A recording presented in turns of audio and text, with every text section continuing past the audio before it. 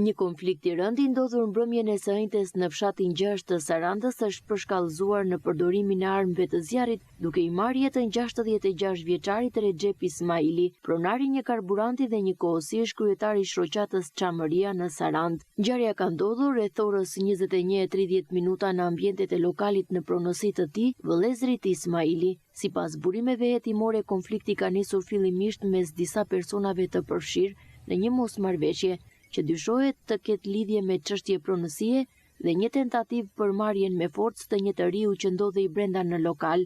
Mësohet se në vendngjarje kanë hyrë rreth 10 persona, të cilët fillimisht janë konfliktuar me sende të forta, por situata është përshkallëzuar shpejt. Në këtë moment pronari i lokalit Recep Ismaili ka ndërhyrë për të shmangur përplasjen, duke u thënë agresorëve se djalin nuk mund ta prekni në shtëpinë time, por ndërhyrja e tij nuk ka ndaluar eskalimin e situatës. Sipas hetimeve paraprake, dyshohet se shtetasi Lulzim Tabaku ka qenë personi që ka nxjerrë pari armën dhe ka qelluar drejt 66 vjeçarit, duke i shkaktuar vdekjen e menjëhershme nga një plumë në kokë.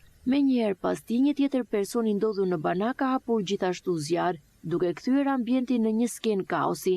Gjatë shtënave është plagosur edhe një person tjetër, identiteti i të cilit ende nuk është bërë i ditur. Ky shtetas nuk është paraqitur në asnjë spital për trajtim, ndërsa dyshohet se mund të jetë larguar nga vendngjarja bashkë me Lulzim Tabakun dhe persona të tjerë të përfshirë në konflikt. Hetuesit po punojnë me pistën se ngjarja mund të ketë nisur nga një konflikt pronësie, i cili më pas ka degeneruar në përplasje të dhunshme dhe tentativë për rrëmbim të një të riu. Megjithatë, motivet mbeten ende të paqarta në verifikim. Menjëherë pas ngjarjes, policia e Sarandës ka ngritur pika kontrolli në hyrje-daljen e zonës dhe po vijojnë krijen e territorit për kapjen e autorëve dhe personave të përfshirë. Në ndihmë të hetimeve janë sekuestruar edhe pamjet e kamerave të sigurisë së biznesit, të cilat pritet të ndihmojnë në rindërtimin e plotë të dinamikës së ngjarjes dhe identifikimin e të gjithë personave pjesëmarrës. Paralelisht po ushtrohen kontrolle në spitalet rajonale dhe klinikat private në të gjithë zonën, me qëllim gjetjen e të plagosurit të dyshuar.